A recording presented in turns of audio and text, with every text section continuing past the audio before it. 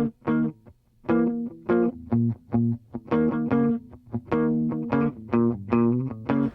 right, everybody knows I love restaurants where there's a chef on hand. You know, I champion these guys. The scene's moved downtown, it's moved casual, it's moved cool. Food's better than ever. We're gonna do 2 restaurants today. One of them is Dell Anima, West Village, lovely place. 2 partners, front of the house, back of the house, doing a great job. Second restaurant, Elettaria, on 8th Street, by McDougal, fabulous. So these are chef-run restaurants, little, young. This is kind of the pulse of New York today, so stay where you are and we'll be back with both of them.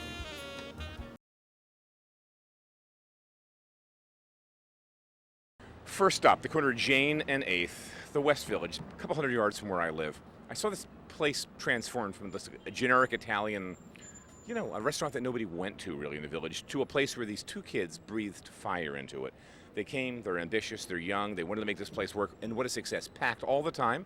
Not a ton of press yet, but maybe that'll change. But the food's great, and they're busy from the minute the door opens. The restaurant's Dell Anima, of the soul.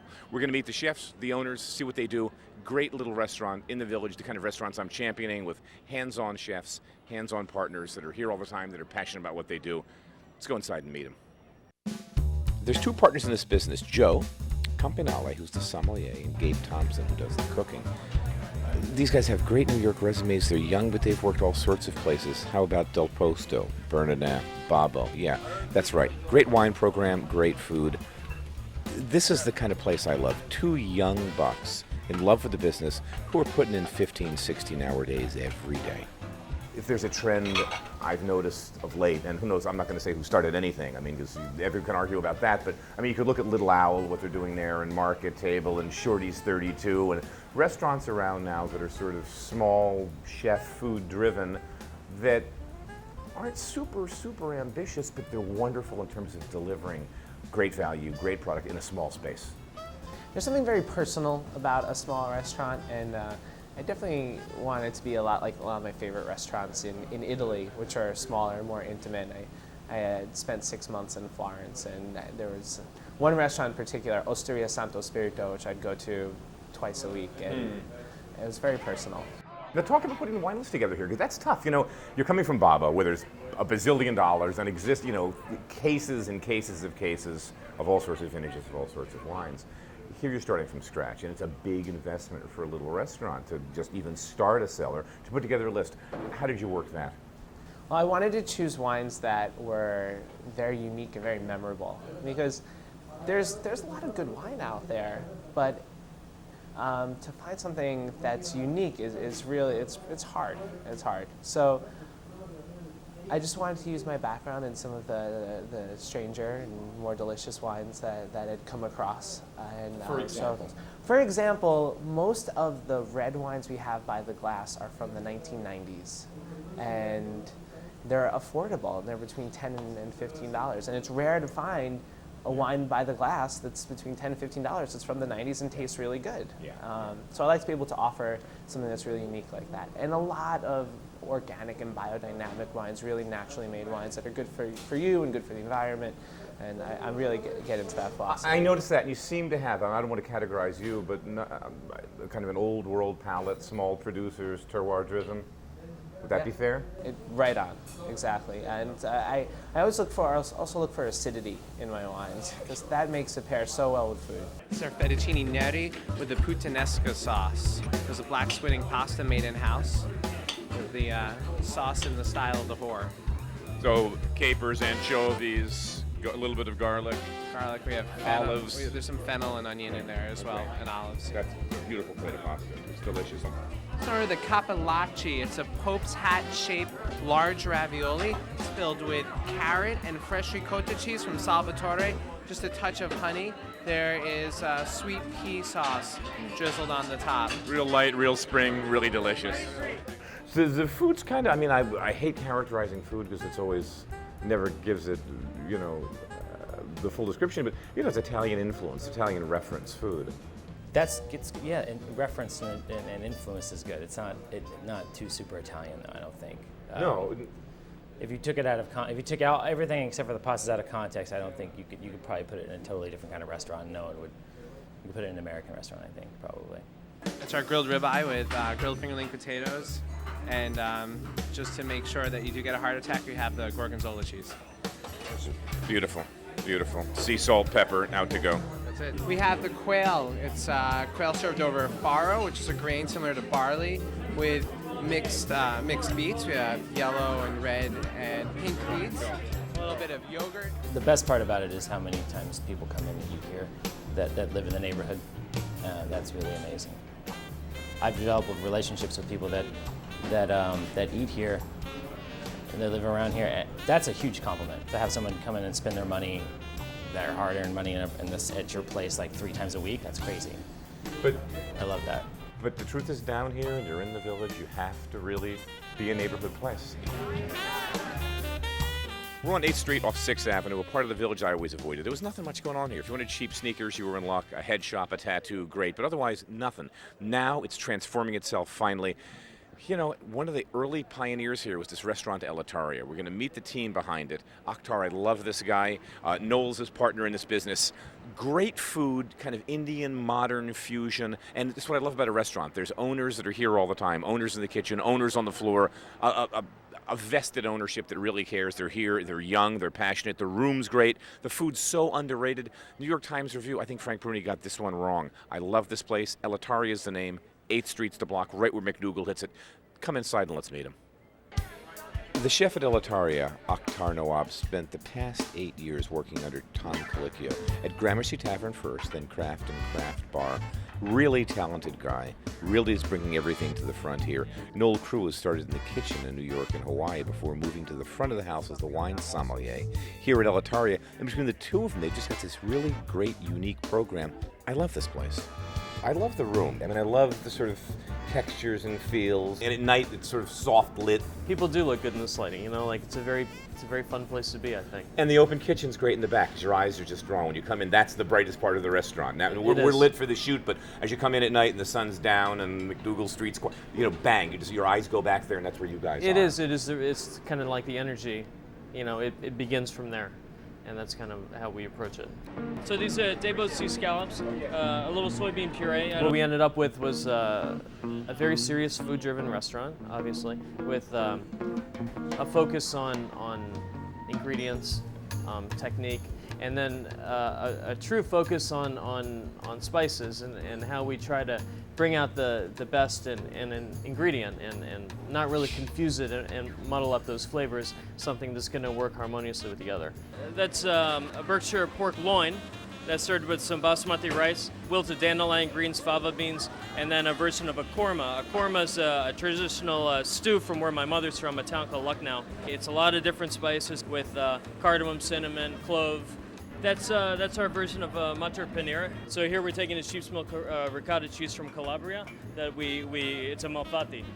So we put that in the mixer with some eggs and flour, and we kind of whip it to develop a little structure. And then with the early spring peas and snow peas and beautiful. Yeah, beautiful plate of food. What's the puree on the bottom? Very simple. That's the curry element. That is. I think there's a whole new idea of and especially in New York, of what it is to dine and what is fine dining now, or what is a good value, or why people go out. And I think the diner today, or what the diner today is moving toward, is yes, we're going to get the finest food and the finest beverages in a great setting, but they don't want to feel like, I don't want to say stuffy, but they don't want to feel like they're doing something wrong. Like back in the day when I've worked at a few fine dining places, you could tell that the diner was uncomfortable because they thought they were using maybe the wrong fork or grabbing the wrong glass. Which glass? That's right. It was more of a procedural thing. Now it's like, okay, we are going to have all this great stuff, but do it the way you like it. Like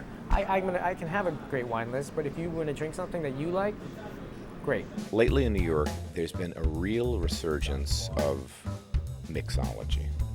I'm not talking about just classic bartending. I'm talking about going back.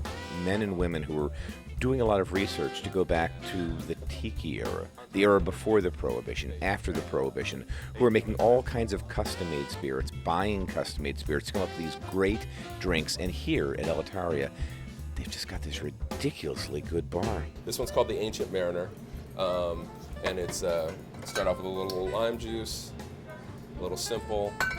And luckily now we have the St. Elizabeth Allspice dram, which is like a pimento dram. The term dram, for those of us that don't know, dram. That's a good question. Honestly, I'm not that educated to know. But so it's an ingredient that you see in these classic drinks. Yeah, it's an ingredient. I mean, it's got cloves, it's got allspice, Right. and it's supposed to be originally made from pimento berries. Okay. So it's another thing that I thought would probably go really well with Akhtar's food. And then once again, 2 more rums. Doing the Gosling's dark rum and the Eldorado 12. The Demerara rums are actually really important in a lot of tiki drinks. And once again, just giving them a little shake because we're serving them all on crushed ice. And what's the name of this one again? This one's called the Ancient Mariner. So tell me, now I'm going to ask you a stupid question. These are in the glass for what? For me to give it a stir? Yeah, Classic garnish? To stir, you can sip out of those You as can? well. Yeah, of course. You see people sipping out of these Sure. little things. I'll try it.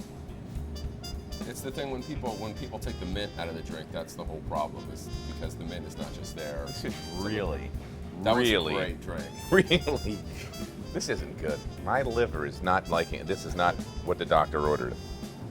Yeah, that one's a real fast sipper. My girlfriend loves that drink. This is killer. Hey, welcome back.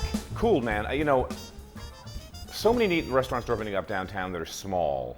We're in this economy now that I think everybody knew was coming, that's not great. A lot of chefs that are young and ambitious didn't want to take a big loan, didn't have the investors that some of the other fat cats have. You know, if you don't have $4 and $5 million, good luck with some of these openings these days. So we've seen this great movement downtown in New York City. The demo, the interest level has moved geographically south. And chronologically south too. A lot more kids eating out and a lot more young chefs percolating up, and that's the scene. You know, Chelsea, 14th Street, Village, Lower East Side. It's remarkable. And 2 great examples were Dell Anima, opened up just down the street from me, and what had been a little Italian hole in the wall. You know, these 2 guys, they're super talented, they're really ambitious. I live a block away, and I'll tell you, this place is packed. Packed from 6 o'clock at night till 1 in the morning. I don't know how they do it in that little tiny kitchen. Really straightforward, good, simple food. They're opening up another restaurant by the time this airs. Early 09 it should be open. We'll talk about that next year. But I love Delanima because it's simple. I go there sometimes, I just want a bowl of pasta, sit at the bar, have a nice salad. Real simple food. If I want to stretch it out, they'll do that too. Great, great place. I think Akthar at Elettaria and Noel are just doing a super job. I love the feel of that room, very Allen and Delancey, that sort of, you know, like Freeman's Alley, very sort of farmhouse chic with all those colors and materials that are kind of random and yet contextually work. But his food, this guy's serious. You know, worked with Colicchio at Kraft, really gets it, and I think his putting modern Western French-style cooking through that Indian prism, through his background, all those spice combinations. He's really good. That's a really serious kitchen, and I don't want to say underrated because I don't know who underrates it. I don't think some of the reviews have been fair. I think Elettaria is a much better restaurant than some of the reviewers have let on. I love that place. I really hope they do great. I think he's wonderful. In terms of me cooking, I can't really do Elettaria's food. It's really much more complicated. It's not my idiom. So what I'm going to do is kind of a riff on something we saw at Dell Anima, which is this chicken dish that was kind of their chicken fra diavolo, for lack of a better term. It's a play on that. We're going to get a really nice chicken.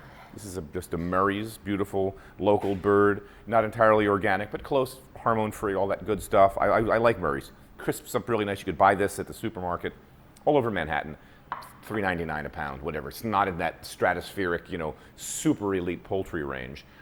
We're going to bone it out, like I've done on other shows.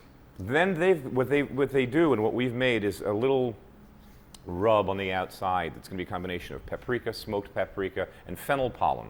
Fennel pollen is this neat new ingredient. If you don't have fennel pollen, don't worry, just get fennel seeds and grind them up. Put them in a little spice grinder, pulse them, grind them, mix them in there. It just gives a nice little anise note to the skin. And of course, we're going to get a nice red sheen on this that's going to come into the pan jus, into the chicken fat that we're just going to drizzle a little bit into the finished product. So I'm going to get this chicken with that beautiful paprika crust on the outside, saute it mostly skin side down. Crisps the skin up nicely, renders out a lot of the fat. We're going to serve that over just a real simple bed of wilted romaine with garlic and tossed with a little bit, because I want a little carbohydrate in this, a little bit of penne pasta. So I've got a great organic penne, Anna brand from Italy. So simple pasta tossed in with the escarole that's wilted out with the garlic. Chicken goes on top. Simple meal. Let's bone the bird out. easy thing to do. These wing tips, we don't really save them for anything except stock. There's not much to eat there. Flip the bird over. That's how easy this is. You know, I always tell people, learn how to bone out chicken. You could buy, Jacques Pepin's got wonderful tutorials. One of my favorite chefs, he's a TV chef these days, but let me tell you, he was a chef long before TV chefs existed, and Jacques Pepin's got wonderful tutorials on how to do this sort of stuff in his early books. This is a nice bird, nice clean skin, very, very fresh. Now the next cut is simple. You make an incision in the skin, and we just pop that thigh bone out, cut this little oyster. I love this little piece of meat. It's on the backbone, and that's how you remove the leg and the thigh, the drumstick of the thigh, and that's that. Now if you want this, as we'll do it today, completely boneless, simple to do. Skin side down on the cutting board, make one incision. Your knife tip just feels where the bone is, opens up that way, and once it's opened enough, we'll just slip the knife underneath it. I don't want any cartilage in there, but I want the oyster, and we'll scrape that meat down. Boneless chicken thigh. I want the skin on it because the skin is part of this recipe. All right, now the breast is really simple. We're just going to put a knife right on that and let the knife follow that membrane. Boneless chicken breast, as easy as can be. A little bit of salt here, because you know you got to salt everything. Come on, salt is the big flavor amplifier. And this is my mix of paprika that's smoked, sweet Hungarian paprika or Spanish paprika, and ground, or in this case, ground fennel seed, but in this case we got fennel pollen, because I know the guys. You know, I went to Dell Anima and I said, hey, I need some fennel pollen. Then we're going to meet you at the stove and we'll get this bad boy started. Okay, we've got a saute pan here. We'll see how hot it is. You can't really tell till you put the oil in. We don't need a lot of oil for this chicken, I'll tell you that much, because we're going to render out a lot of the chicken fat because of the way we're cooking it. So let's just crank this heat up a little bit. So you can already see that oil beginning to turn red from our little Fra Diavolo mixture. 2 breasts, 2 thighs. I can smell that smoke from the smoky paprika coming up already. Great thing. And pretty much in a 10-inch pan like this, you can fit a 3.5 pound bird perfectly. I do this at home all the time. You know, escarole, I love escarole. I eat it all year long. Obviously not so much in the summer, because in the summer we've got all the great summer stuff, the eggplant, the peppers, the zucchini, all those beans, corn, blah, blah, blah, and escarole. But I love escarole in the fall, winter, spring, especially when you can't get other, you know, all that summer stuff's not available anymore. And I just think it's great. You know, Americans kind of have to get used to the idea that not everything's sweet. Escarole has a little bit of a bitter edge. Europeans love it, Italians love it. It's just great. For me, it's always the same thing. A little bit of garlic. And you can use as much or as little as you like. I go through God knows how much garlic in the course of a year. And this doesn't have to be anything cut, just rough cut. I kind of like a little bit of sweetness in this too, just to add an element to it. So a lot of times, and also, let's face it, if you eat vegetables of different colors, you're getting kind of a different nutrient, vitamin profile. So I love to put in, with my little vegetable sautés, if I'm using bitter greens like dandelions, or escarole, even Swiss chard. I like to put in a little bit of carrot, because it's also just good for your diet. Carrots are good for you. Dice it up. Pretty small, because I want it to cook quickly. I don't want this escarole to be a project. All right, I'm going to meet you at the saute pan, because we're going to go real quick. Again, we're going to get olive oil, these 2 things in, wilt them out, let those carrots just sweat. You're going to see those carrots, you're going to make that oil turn kind of that nice color from the carotene. Add the escarole, wilt it, turn it, wilt it, salt, pepper. Got a pot of water for pasta. I'll meet you at the stove. I've got this really nice, beautiful, it's organic Italian pasta. Really, really delicious stuff. Got a pot of boiling water in the back that's been sitting on a simmer setting. We're going to crank that up. I want a nice rolling boil. And I don't need a lot of pasta for this, because you don't need that many. Can you see that? See how the pasta hit the water and it just jumped? That's a good sign. Just a little pasta. And we're going to give it a stir, because whenever I put pasta in water initially, just so it doesn't stick together, because sometimes these starches, as soon as the water hits, this is when pasta begins to stick. Take a peek. Now, well, I don't know. That's looking pretty nice. Compliments of the paprika. We'll cook it on the flesh side now for a couple of minutes. And you can see how much more oil is in this pan than there was. That's the chicken fat that's rendering out. And I'll tell you, it's a shame, again, you can't smell TV, but the smoke from the smoky paprika and the fennel is just this beautiful smell in the air. You just know already this is going to taste really, really good. I always turn pans around a little bit because there's hot spots, so we'll just keep turning it around this way. Put some olive oil in that pan. This doesn't have to be screaming hot. This isn't like the chicken. I'm not worried about the carrots and garlic sticking. So this pan's warm, but not super hot. You can see already there's a little bit of that bubbling action you get when things hit hot oil, because that's the moisture reacting to the oil. And you can see what I'm saying about the carrots and the oil. That oil's already turned that beautiful orange sheen from the natural color of the carrots coming out. Chicken just simmering there. Looks good, doesn't it? Again, my garlic's just a little bit of golden brown. Carrots are nice. They're going to be nice and tender. This is a nice big pan. I can probably put all of this in here. Normally I put escarole in parts because I don't want to overload the pan, but this is a big pan. Get the escarole in and just a pinch of salt now. This is delicate. You know, in Europe it's a slightly different style of escarole, and they actually eat it raw for salads. Ours is a little more cabbagey, but it's still delicious. And see, it's just wilting, just like that. This is all it takes to cook escarole. 2 minutes. Once it's wilted, it's done. A couple of turns of a pepper mill, because that's your basis. You know, salt and pepper in everything. All right, you know, my chicken's ready. This didn't take long at all. About 17, 18 minutes. In the meantime, my pasta is ready. Put the skin side down one last time just to crisp it up beautifully. Then I'm going to get my pasta, which I've tasted. I've ascertained it is done. We're going to strain it through a colander. All right. Right in there. Just a little bit of, tiny little bit of water in those penne. We'll finish this with a little olive oil, and I'm not going to use any cheese at all for this. Just a little bit of olive oil, and I'll serve the chicken right on top of that. Again, we're going to serve this family style, just like we would at home or a lot of Italian restaurants. Here's my pasta with my escarole. Let's get everything out of this pan because it's all good. It all tastes delicious. Just a little drizzle of olive oil just to gloss it. And now I'm going to lay the chicken on top of it. Chicken looks good, doesn't it? You know, I always do this at the end. Let's just get a fork and a knife. And we'll cut into this chicken breast. It looks so pretty. This is going to be a nice piece of white meat. You'll see how nice this chicken cooks up. Yeah, look at that color. Moist, steamy. It's got that smoky char to it from the paprika. This is my first bite right here. Get a piece of that crisp skin that we worked so hard to get. Hey, cooperate. Little pasta.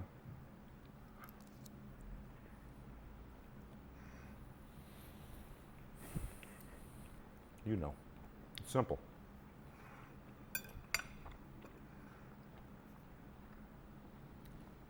This reminds me of the kind of food they're doing at Dell Anima. I think in Elettaria, Akthar, really brilliant. I love the cuisine there. I can't replicate it, so I was more comfortable walking back to an idiom than I could do. But what they do at Dell Anima is simple, family-style, kind of modern Italian, homey food. And part of that reason is they just have that stove to cook off of. Remember, just that one, it's like a 6-top or an 8-top, 3 guys lined up. But this is the food they crank out, simple, delicious, and you saw how easy at home. A little bit of pasta, some escarole, you got your carrots in there, a couple of vegetables happening. Super healthy, inexpensive. This feeds a family of 3, maybe 4 people for what, $12, $15 tops. So if you can't get to Elettaria, try. If you can't get to Dell Anima, try when you're in town. They're both great restaurants in the village. Otherwise, cook at home, save a few bucks, take care of your diet, and I'll see you next week for more.